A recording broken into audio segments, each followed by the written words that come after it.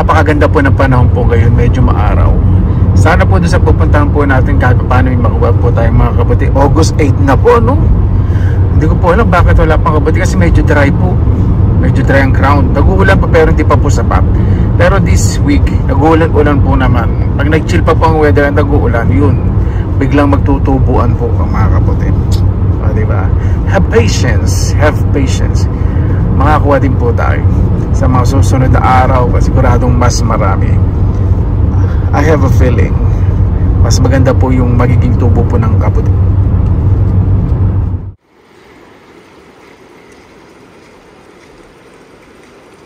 Magandang araw po mga kababal ko pa sa Pinilangan Lakbayan. Dito po na tayo sa rapids, napakababa po ng tubig. Yan na po natin makuha tayong kabuti. Kung wala, magpipiglig po tayo. Pakikita ko po sa inyo kagandahan po dito. Tara, samahan po ninyo. Medyo maraming tao rin po dito kahit anong oras. Friday weekend. Ganyan pa itsura kapag konti po ang tubig. Pero napakaganda, di ba? Napakalinis pa rin. Kahit marami po pumupunta dito, malinis pa rin po. Grabe po sa ganda, no? Ay, nako. Medyo nagsasunset na po kaya marami pong nag-selfie, nagmamayaman, nagigilid-gilid. Bawal po masyadong maingay po dito. Pag titinginin po, parang sinasabi, kahihiyang ka naman dito. Kaya ako medyo kinukontrol ko yung pagsasalita ako. Siyempre, hindi ko naman babawasan yung reputasyon ko dito, di ba? Hello. Hindi ako mapapakabog kung nagmamayaman sila.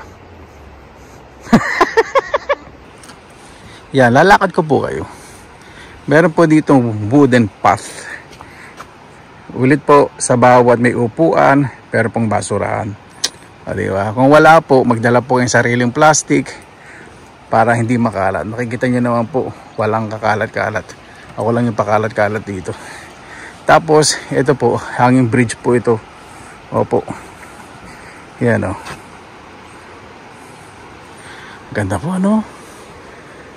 Kaya paborito ko puntahan po itong lugar na to. Malaparayo po talaga ang ganda. Ayun, ay may nagpipictorial na. Parang wedding pictorial. Ano ngayon? Gito yun. Yan po.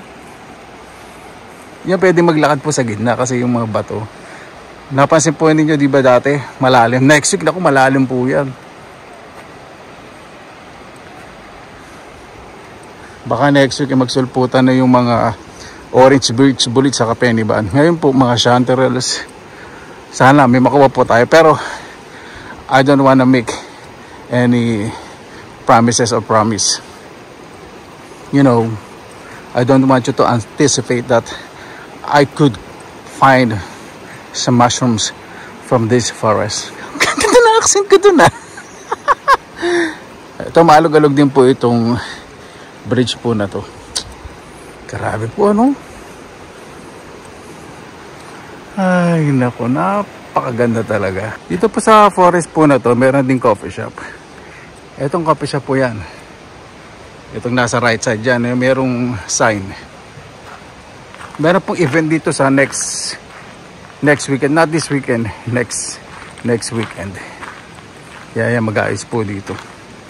Etong stage, mag-aayos din sila dito. Ako po, may nagpupunta po dito kapag may mga event. Kaya po gusto nila yung mga isolated places kapag minsan may mga event. Dahil tingnan ko lang po itong likod ng coffee shop kung meron ng mga mushrooms. Ay, wala pa pong sign. Saan pupunta itong dalang bruha na ito? Kanina papakit sa akin. Lakas ng tama ko. Hindi, joke lang po yun. Ito na po yung isa pang rapids o batis, malakas ang agos o sapa. Ay, dali. Ay, wala. Sinisipat ko yung likod ko, may mushroom pa, wala pa. Kasi makikita ko naman yun. Ito, likod. Parang orange siya. Wala pa po. Wala pa ako nakikitang sign. Pakaganda po, ano? Sa kabila. Grabe.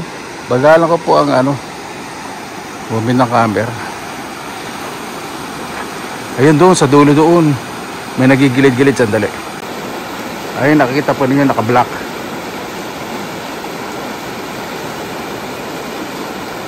Dalawa na din isa. Ayan po. Puntahan po natin itong gubat. Samahan po ninyo ako. Gusto ko po kasi makikita nyo rin po yung ilalakaran ko papunta sa gubat. Mga malaking event yung mangyayari sa next lecture. Kaya po merong mga scaffolding o partition, metal partition. Wala pa ako nakikitang sign. Napaka clear, malinis. Ang mga dumi lang talaga dito, mga dahon. Pero pag pumunta po kayo sa mga medyo loob ng gubat, mga dumi po doon, mga tissue. Pag na-etchas, nagigilid-gilid po doon. At ibang gilid-gilid pa. Yan. Ito po kalinis ang gubat po dito sa Finland. Napaka-dry pa ng ground. I haven't seen any sign of mushroom. Pero tingnan po natin. Kasi minsan ganito. Nagpapa-impress lang po sa akin. Nagpapa-tweet ounce. Parang nagpapa-hard to get. Minsan na makabuti sa akin. Yes, they know me. They know me well. And I know them well. Eto. Kung wala po. Ay! Mayroon chanterelle. Jackpot po tayo. Sandali. Ayan eh. May chanterelle. Ang dami. Ang dami. Hindi po maging. Naka-perfect timing po tayo ngayon. Ang dami chanterelle. Yan po yung mga dilaw po na yan. O diba? Ayan po mga kababayan. Yung mga dilaw po na yan. Mga chanterelles po yan. Napakamahal po niya sa shop. Ay, naku. Karbatin na natin. Yan po mga kababayan. Lagi lang po meron po akong lalagyan dito. Ito itong plastic. Hindi ko po muna nalilinisin sa bahay na lang. Kasi medyo malamok. Naku, ganda naman. Ito. Grabe. Ay, yan o. Napakaganda. Ay, nako. Ang Finland talaga. Napakaswerte ng mga tao po rito. Biruin po ninyo. Every autumn, may mga mushroom and berries silang makukuha. Tsaga-tsagaan lang. Tapos pag nanguha po ganyan, tinatakpan ko. Ayun po kagandaan kasi pagbalik ko, natatakpan niya may psyllium. Ayaw po kasi ng yan, ng masyadong maaraw, ng may psyllium. Kaya tumutubo ulit pag balik-balik ko. Medyo may lamok. Ang dami. Napakarami po. Mapupuno itong lalagyan ko.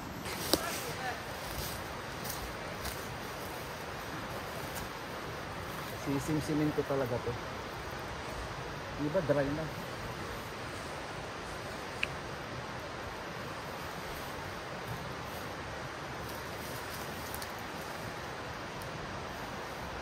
Dami.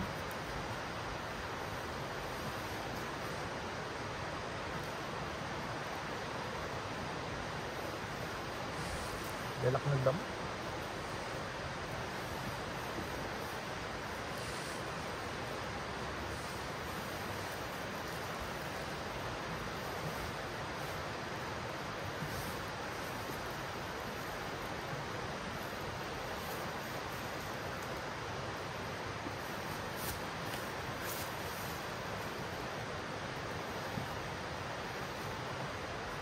Yung mga dry hindi ko na po kukuharin.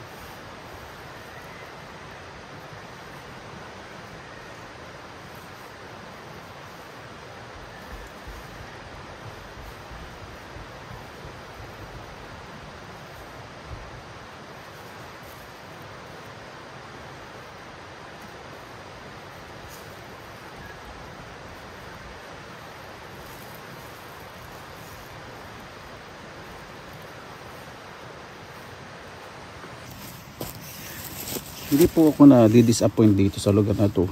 Minsan kasi end of July, dami na po talaga ditong chanterelle.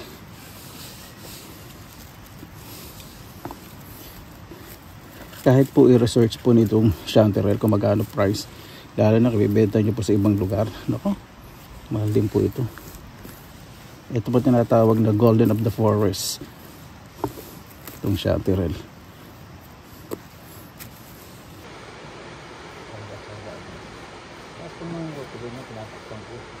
Ayun po kagandaan kasi pagbalik ko natatakpan na may sili. Ayos po kasi na ano yan, hindi masyadong makabaw may sili. Ayan po, napakadami. Hindi ko po lagi ipopokus yung iba. Ayan.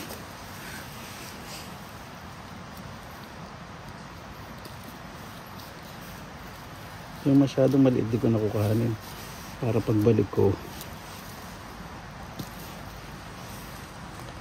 malaki na sila. Ang satisfying yung kapag ito yung mga nakatago. Ayun po yung masarap kuhanin. Ang dami talagang nag-spread na dito. Alam niyo po, nagpapa-impress lang sa akin mga kabutan nito eh. Kasi alam nila na, naku, magparami tayo. Narating na yung mabangis. Yung artistahin ang dating, siguradong pupunta dito yung magpa-impress na tayo. They know me well. Takot tayo.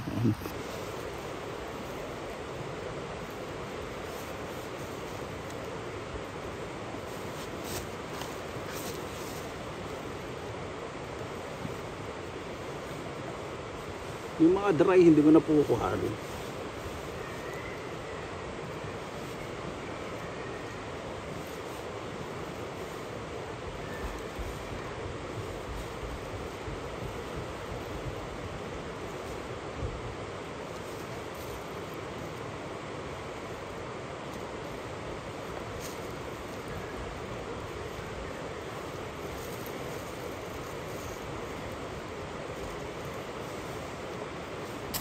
Mas na ano ako sa mga ganito, yung medyo mga tago.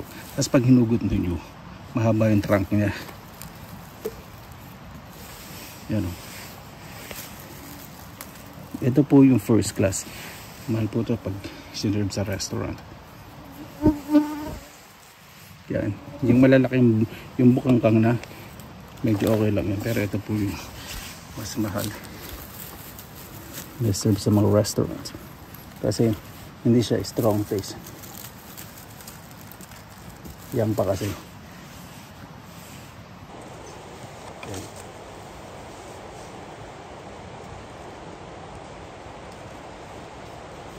Yan o. Grabe po ano. Wala pa tayong 10 minutes.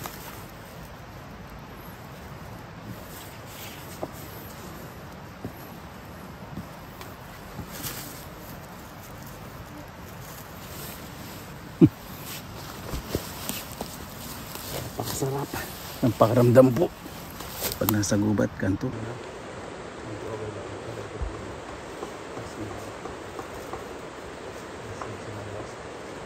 Kasi hindi siya strong taste. Ganun pa kasi. Kahit tagon-tagon yung kabote, ako, nakikita ko po yan. Alam ko po ang ano yan, galawon.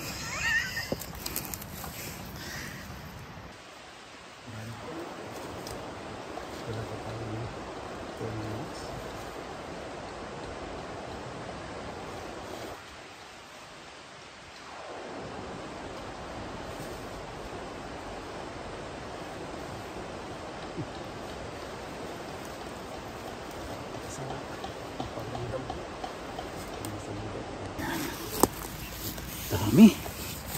Grabe. Hindi po ano.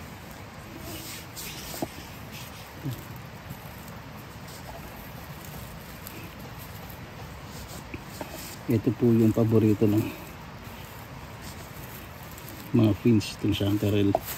Papry nila sa butter, minsan garlic or onion lang. susutin nila, tatalin nilang cream, tapos may young potatoes. Napakasarap. Pinaka the best po sa akin yung pangguwa kaysa sa kainin.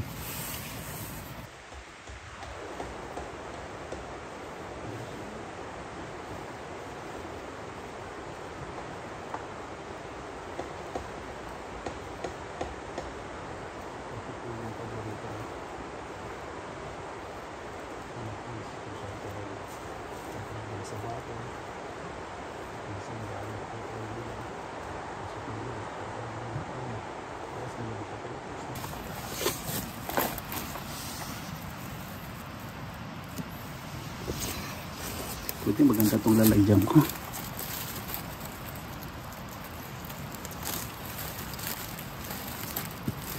Napakabait po talaga ng Panginoon sa atin, ano? Ito po sa diligan ng Panginoon. Itong pagpapatuloy na ang respeto po sa kalikasan ay ibabalik po. Hindi lang ang ganda ng view, kundi yung ecosystem, yung flow ng nature. May mga fungi na hindi dapat hinuhukay ang mga kagubatan na tumutubo at pakikinabangan.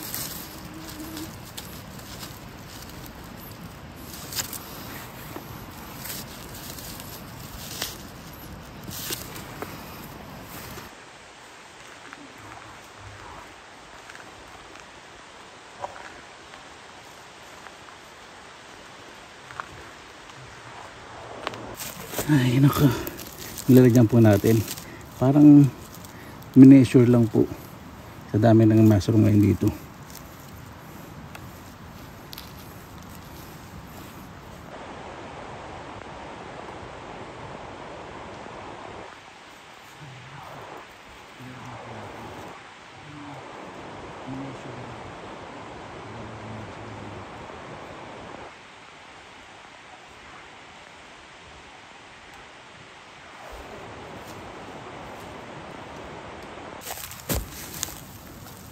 Opo, tama po kayo. Swerte mo kuya, nandiyan ka sa Finland.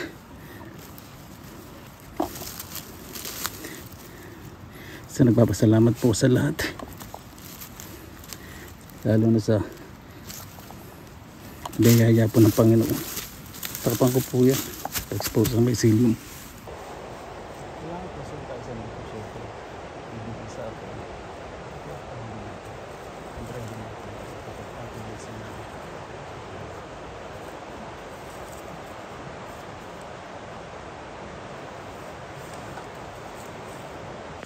Kailangan concern tayo sa nature, syempre. Bibigay sa atin, protektahan din natin. Siyempre hindi nakukunan, puprotektahan ko yung mycelium. So, diba?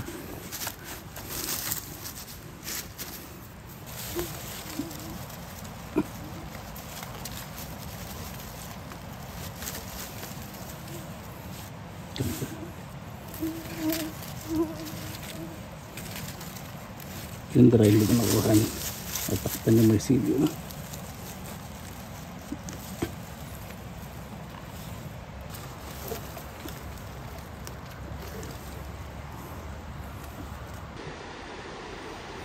Yan po mga kabayan, no? O, diba? Yung ganito po, napakamahal na po sa shop po nito. Tapos dito sa gubat, libre lang, diba? Tiyagaan lang po talaga.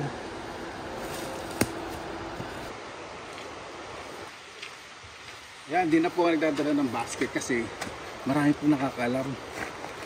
Naglalakad ako dahil po namumuha dito na kabuti. Kaya so wala akong nakakabutan. Ito napakaganda. Tara na po.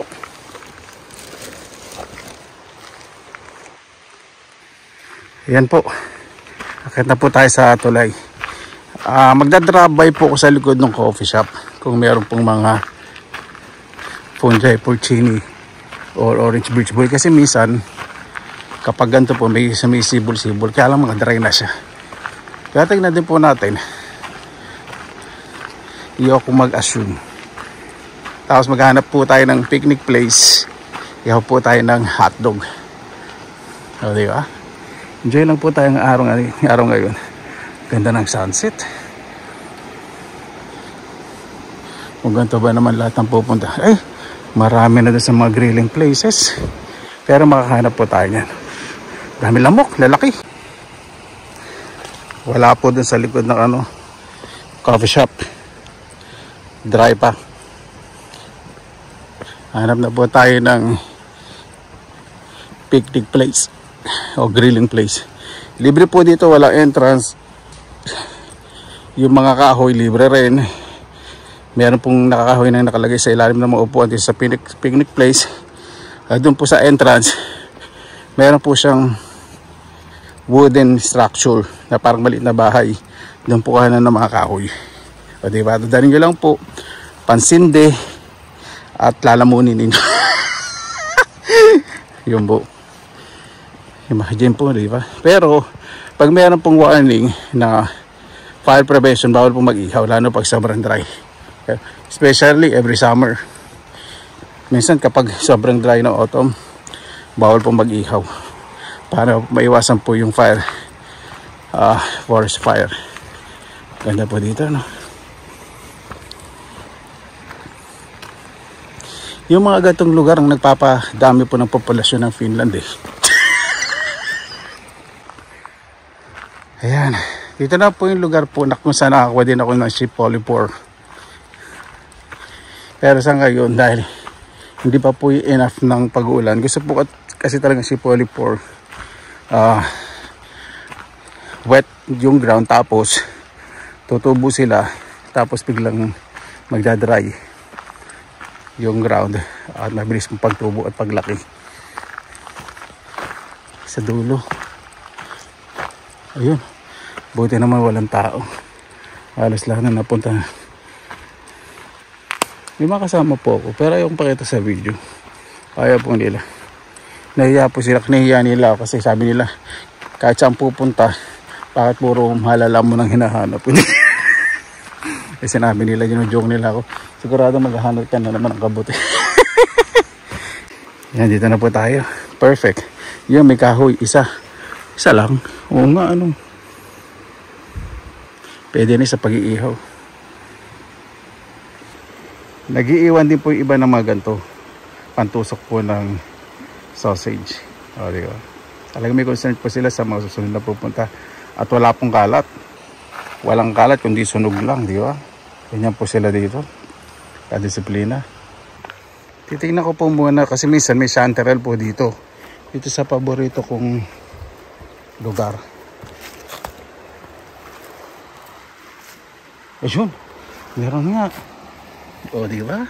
Talagang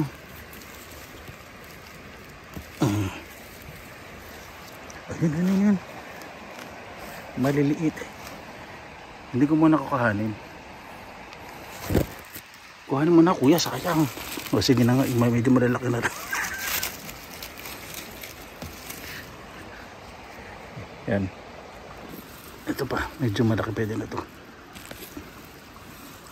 Dito po yan sa likod sa tabi ng rapids. Diba? Napakaganda, grabe. Hindi po maitim tubig po niya. Maitim po yung bato dito. Nagre-reflect po yung tubig. At dito, meron din dito eh. Isang tumutubo. Kabisado kayo makatubuan dito ng mga chanterelles. O, ayan. Kahit 2 piraso. Diba? Come on. Pag medyo tago yung chanterelle, pataba yung trunk, saka medyo pale.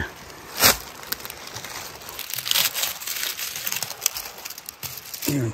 Ito na yung putol. Ito buli yun. Yan. Okay na po yan. Prepare na po sa pag-ihaw. Gugutom na po yung makasama ko po yung sausage. 2, spicy and regular. Alam po ninyo kung bakit gusto nila akong kasama. Kasi may naalila sila. Hindi. Matyaga po kasi ito eh. Saka alam nila lagi akong prepare. Pag sinabi nilang pupunta sa ganito, alam na po nila kung ano yung mga dadalhin ko yung mga kailangan.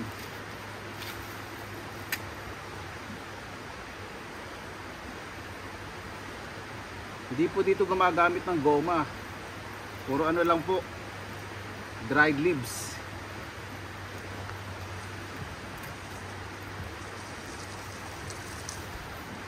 Saka yung mga sanga, madingas.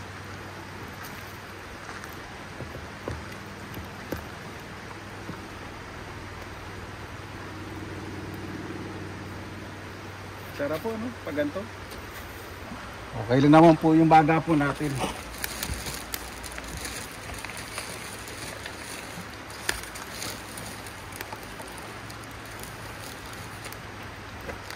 Imagine po ninyo, di ba? Yung gobyerno pinaprovide yung mga gantong serbisyo. Libre. Ayun na yata tayo pinakamababa. Ayun na pala yung pinakamababa. Tutuhugin ko na lang.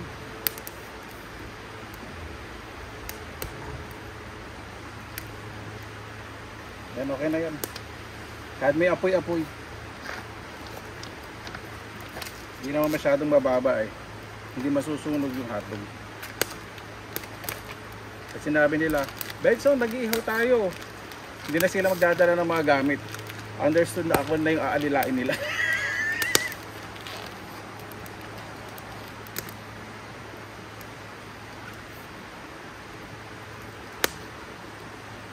Pagdating naman ng Pasko, hello. Sagana-sagana naman tayo sa regalo. May dala pong extra plastic sa mga basura.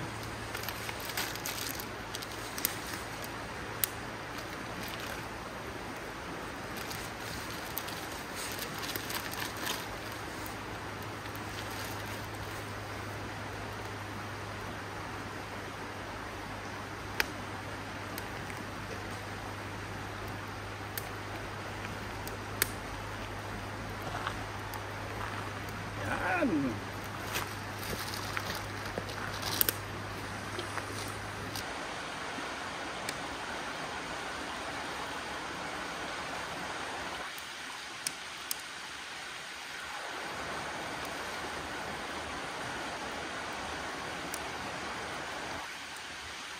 Hugas po muna ako ng kamay. Dahil lang po tayong kabuti. Ay, nako. Diba? Yan po yung gusto nila, medyo smoky taste. Hindi masyadong malakas ang apoy, tama-tama lang po yan. Dahan-dahan na luluto.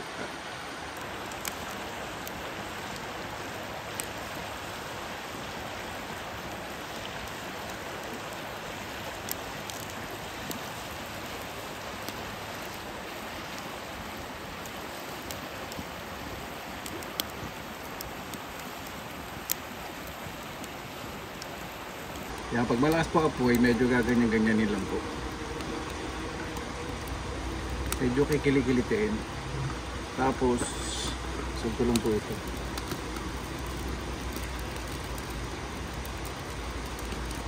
Nakita po kasi ko ng mga sanga-sanga. Kasi kapag babad na babad po yan sa apoy, sasabog po yan. Luto na po itong hotdog po na to. Mga binibenta po sa shop, mga ano po yung steam na.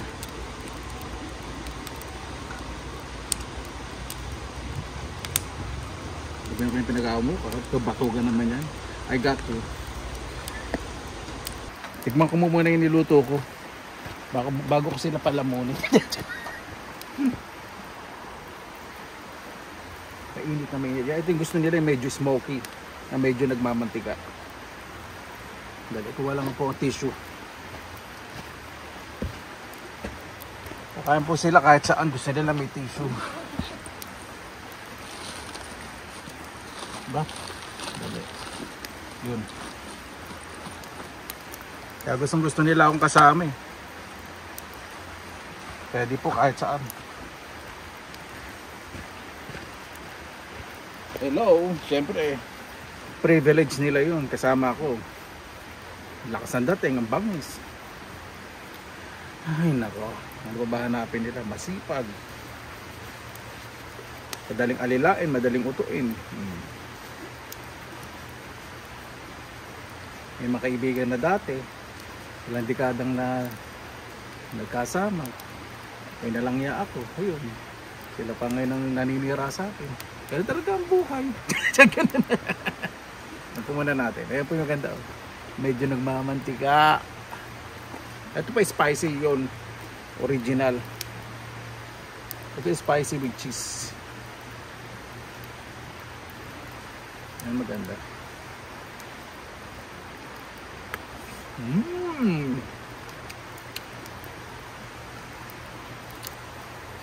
Sorry po, nakalimutan ko pasalamatan ng Panginoon. Panginoon, maraming salamat na sa biyaya binigay po sa amin sa araw na ito. Napakasarap po ng pakiramdam kapag pinangangalagaan po talaga inyong nilikha. Naway ang bawat isa po pansinin po ang kalagahan po ng kapaligiran dahil doon po lahat ng gagaling ng aming pangangailangan.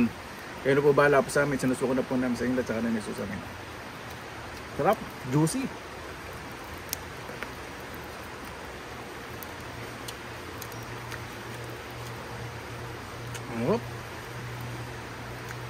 Hindi siya masyado spicy.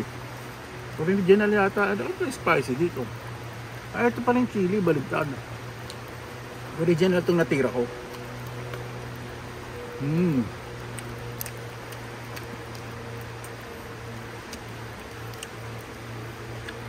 Apat lang po ang magkasama. Tama ito, 8. Nagdadalawa kami.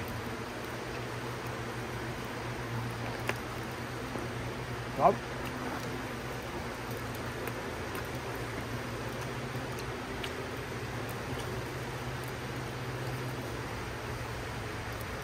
Ano?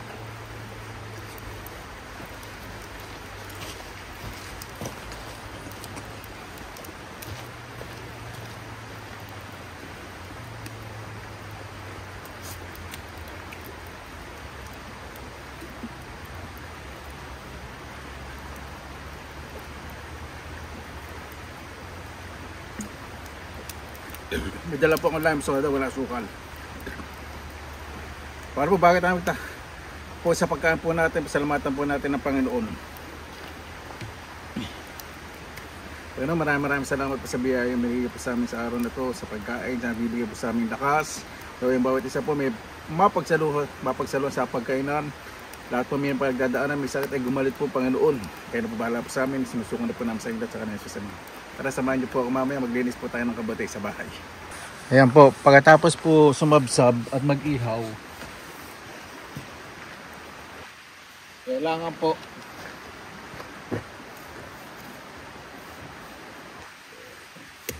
tanggalin yung mga baga, gilid po.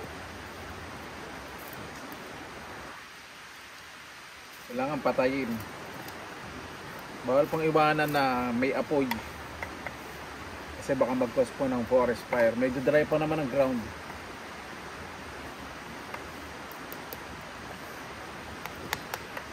Ay nako, napakaswerte po talaga ng mga tao po rito. Pasensya na po, palit-ulit yung sinasabi sa mga gantong oportunidad. Talagang yung oportunidad hindi po nila sinasayang, bagkus pinapahalagahan po nila. Kapag tinuro po talaga sa mga bata yung pagmamalasakit po sa ibang tao, respeto sa tao, saka sa kapaligiran, ito po yung nagiging resulta, binabalik sa kanila.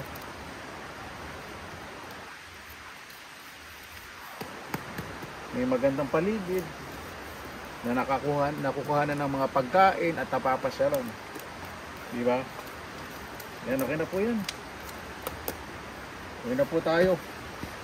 Itong mga tusok na to, kailangan po nakaganyan. Uwi na po tayo, nagtatakip silim na. Kuya, yung mga tinitirang matagal masyadong malalalim, ang baduy. May nag-comment pong ganun. Mas baduy ka gaga. Dahil pag nag-English ng malalim, ibig sabihin sosyal. So yung lingwahe natin, ikakalimutan mo na. Naku po, yan ang nga ba sinasabi natin. Hindi po, ano? Uwi na po tayo. Wala pong naglilinis po dito. Talaga pong natural malinis po rito. May mga tatanda po dito, napapansin ko po. Minsan pag naglalakad po dito, nakita po sila ng mga papel at plastic, pinupulot po nila. Kasi doon bago sa paket ng tulay, mayroon po nung basurahan. So, imagine, kahit nasa gubat, di ba? Sa akin, hindi po sila mga burara. Pag alam nila na pasyalan, hindi po sila magkakalat. Hindi po sila masyadong feeling entitled na may tagalinis naman dyan eh. Okay na yan. Hindi po ganun. Sa bahay, hindi nyo pwedeng gawin yun, di ba? May tagalinis naman sa bahay, nandiyan naman si nanay, ganun. Ay nako. You're just showing your bad attitude. My goodness. Ito po yung sinasabi ko sa inyong coffee shop. Yan. Di ba? Ang ganda. Tapos sa harap, mayroong grilling place din. May magandang malaking puno. Tapos yung basurahan. Yung naglalakad na yun ng mamaya na nakaputi. Hindi po din ang basurahan. Ito nasa tabi ng punong malaki. Yung kulay gray. Yan po yung patay na puno. Wala na pong dahon. Yun po yung basurahan. Yan, nakita nyo na. Pero kapag may mga event po dito, events na mga ino-organize, yung kailangan po talaga may tagalinis. Yung po binabayaran po nila. May nagdadala po dito ng mga kahoy doon sa bahay. Pakikita ko po sa inyo na kubol. At may CR din po dito. Pag winter, may nagme-maintain naman po dito. Inaayos. Tulad po nitong mga daanan, kung slippery o nabubulok na. Wala naman pong anay po dito sa Finland eh. Yung po kagandahan. Kaya kahit maglagay kayo ng mga kahoy dito sa labas, okay lang. Treated naman po yan. May oil. So, talagang pang matagalan. Ay nako, maganda po no? Pag palabas po, pakikita ko po sa inyo para makita nyo po yung ma-imagine nyo po, diba na ay, ganun pala itsura noon bago mangharbat ng mga kabutit ng impacto na to. Diba na-imagine nyo? Ganda po no? Eh naman nung nagsasalita sa likod ko yung gitero, alam na nagbibideo ko, gusto niya siyang bida.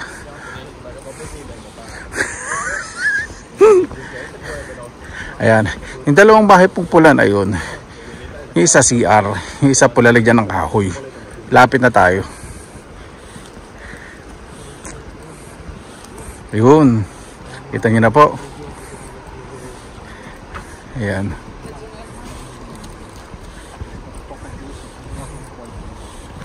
Ayan po. Yun po, CR, eto lalagyan ng kahoy, doon po kumuha. Yung ano po masyado i-focus kasi may mga maunguha po na mga mamayaman pictorials. Nakikita pa yung mamahaling camera. Yan o ngayon, sabihin kita. Ano? Uwi na po tayo. Ayan po, nakita nyo na yung mga lugar po na pinungaan ko eh. Imagine po ninyo yan. Nililibot ko po yung kagubatan po na yan. Totoo po. Sino ba naman hindi mag-i-enjoy? Hindi po nakakairip dito. Napakasarap po ng pakiramdam. Nakaka-enjoy. Meron po dito yung chanterelle. Nispatan ko lang po itong paborito kong mga lugar. Ingat-ingat din po. Siyempre medyo stiff. Baka madulas po ako.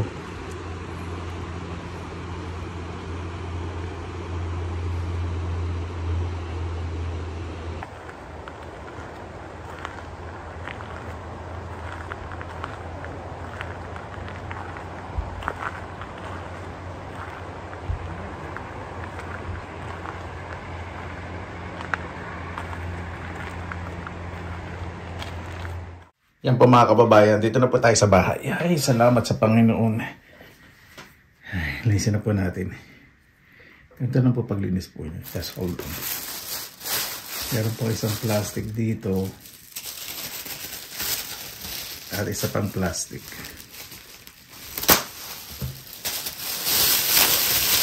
Ito naman po mga plastic na to. Recyclable. I forgot the English. Recyclable. Which one is the right one?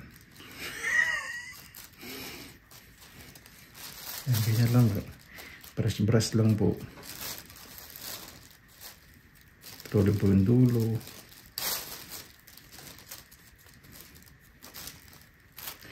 Ilalagay ko po sa freezer po yun.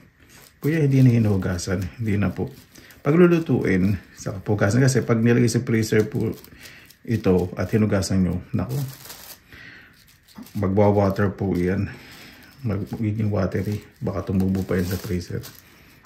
Actually, di naman siya tutubo sa freezer, kaya lang mangingitim po.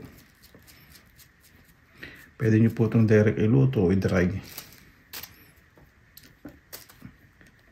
Ang chanterelle po, isa naman po ito sa pinaka-safe ng mushroom. Yung mushroom smell sa taste, nandito po talaga sa chanterelle. Pero maraming recipe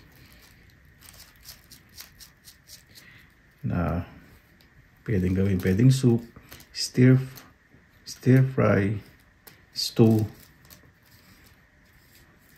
snacks, pwede din po. Iba gumagawa rin po yung chanterelle chips. Kaya lang hindi po direct na mushroom. Meron pong mga ibang extenders na inahalo. Pag din-try po ito, mas mahal. Siyempre, yung process, electricity. Pag bibili po kayo mga kabuti sa mga grocery o online, halimbawa may nagbenta sa inyo online, nakita ninyo sa social media 500 for example lang, palagay na natin oyster mushroom 500 per kilo, tapos nakita sa kabila 200 lang per kilo. Minsan compare din po natin kasi yung lugar po malayo. Syempre add po yung shipping fee po doon. Minsan po sinasabi free shipping pero nakanda po doon. Saka yung airport, papalaki din po doon, di ba? Yung po. Minsan, din po natin. Pwede naman tayo tumawad pero huwag na po natin criticize na sa kabila 200 say 500, mahal naman. Pag ganun, napaka-unethical naman po doon. Ibig sabihin, syempre, kung namamahalan kayo, simple lang, huwag kayong bumili. Diba ganun po, kung saan kayo namumura, doon kayo bumili kayo sa magsalita pa po kayo hindi maganda. Kawawa naman yung mga naging negosyo. Diba? Ito po. Pwede rin itanim to. Ay, ilalagay ko to sa ano ko. Ayoko, bawal nga pala. Ayoko dun sa next to road, baka may makakita pa. Lalagay ko na lang po ito sa ano, sa biodegradable. Yung mga biodegradable po, nire-recycle po dito, ginagawang fertilizer. Kaya yung iba na nire-recycle nila, may mga mycelium ng mushroom, minsan may tumutubo. Katulad po sa mga wood chips, may tumutubong mga morel minsan. Morel mushroom. Katulad po nung last year, di ba? Sa wood chips na nilagay ko po sa dati kong bakuran. May tumubong morel mushroom. First time ko po makakita. Napakasarap pala ng morel mushroom. Oh, napakasarap po. Mahal dito nun Hindi masyadong binibenta sa tindahan kasi mahal. Iba hindi na nila binibenta. Yung mga finish na nakuha po dito. Morel. Dinadry nila for own consumption na lang po. Dami din po nakuha natin. Imagine po ninyo. Sa tindahan po, pag ganito, itong chanterelle, 1 liter o 1 kilo, nagre-range po siya ng ano, depende sa klase. Katulad ngayon, medyo mag-end na po yung season, mas nagiging mahal po ito.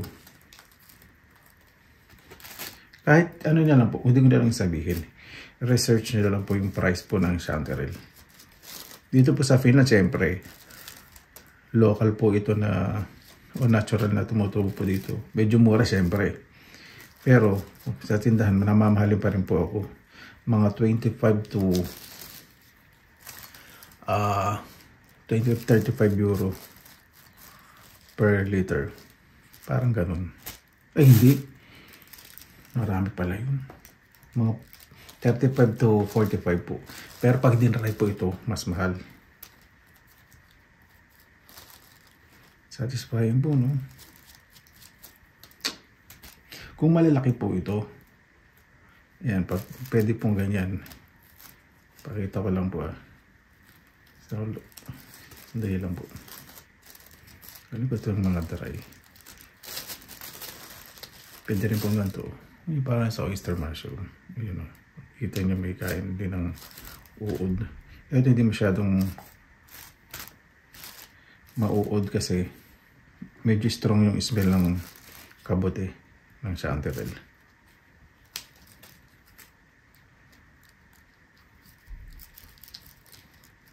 Ayan po. Tapusin ko lang po yung paglilinis.